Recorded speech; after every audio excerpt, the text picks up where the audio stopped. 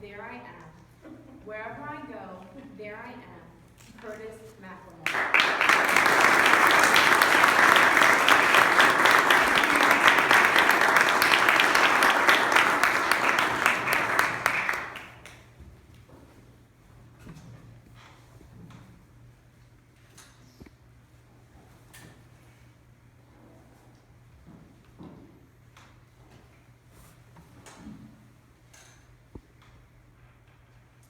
I'm a freshman in college, and I'm late for track practice.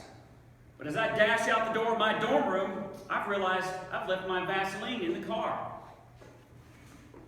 See, I'm a long-distance runner, and I chafe underneath my arms. So, if I don't lube up with Vaseline before I go on a long run, well then, mister, I'm in for a long run. But I got enough time, so I'll make a beeline for my car. Problem is, it's August in Houston, so it is hot. I mean, Africa hot. So when I pull that jar of Vaseline out of my car, it's not the solid gel that we all know and love. No, sir. It's turned to molten lava.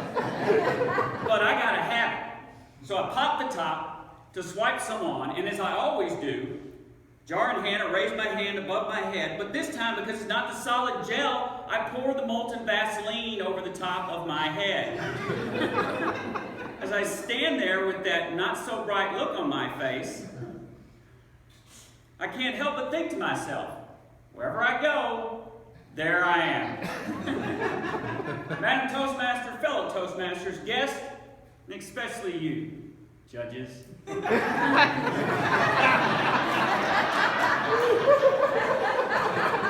It's one of the great ironies of my life, wherever I go, there I am, in that no matter how much I search for that perpetual greener grass that is the better me, I just can't seem to escape me, or the fact that sometimes I can display the IQ of blank paper.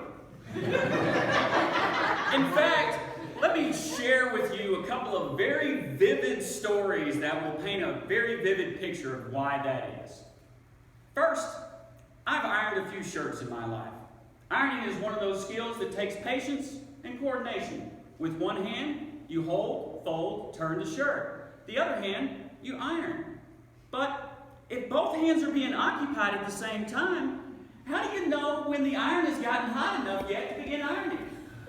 Do you set the shirt down and lick your fingers and tap the iron? No, of course not. The way you check to see if the iron is hot enough yet is you hold it close to your face. Now that's genius right there, pure unadulterated genius. It's genius, that is, until 2 days before I'm to get married, I'm ironing the shirt and the inevitable finally happens. Picture this, beautiful wedding, even more beautiful bride. Wedding pictures. Once again, Curtis, not so bright look on his face, only this time with the outline of an iron on it. It gets better. The wedding photographer? Yes, could I have the groom turn your head slightly? A little more?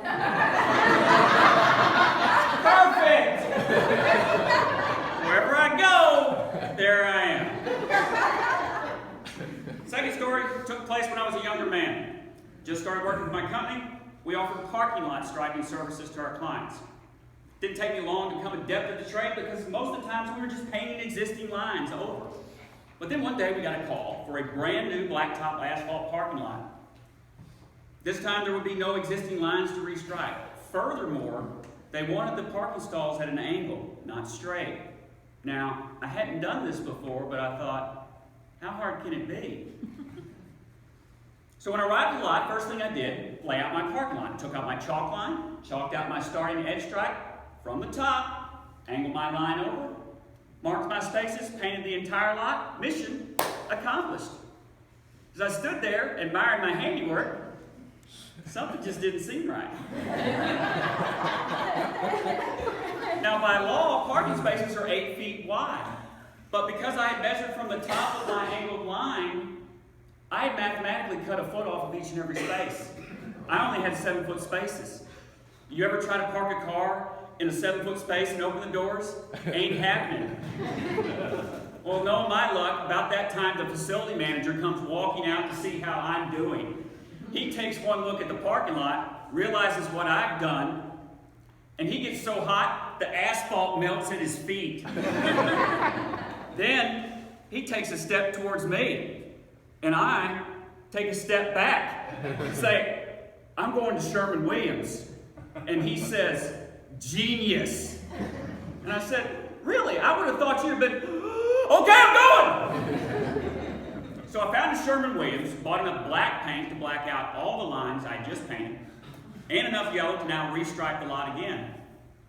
This time when I returned, I start at the bottom of my starting edge stripe, angle my line, paint the entire lot again. Mission accomplished again.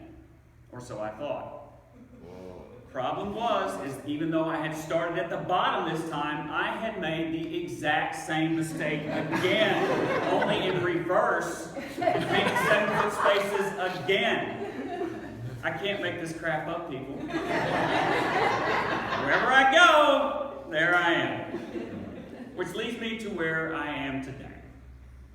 Over my lifetime, I've come to realize a number of things about myself. First, I've realized that I should never own a taser. You see, I know me, and I know eventually I'm going to get curious. And I'm going to think, I wonder what a taser feels like. Second thing I've come to realize is that apparently I'm destined to go through this life, a few clowns short of a circus.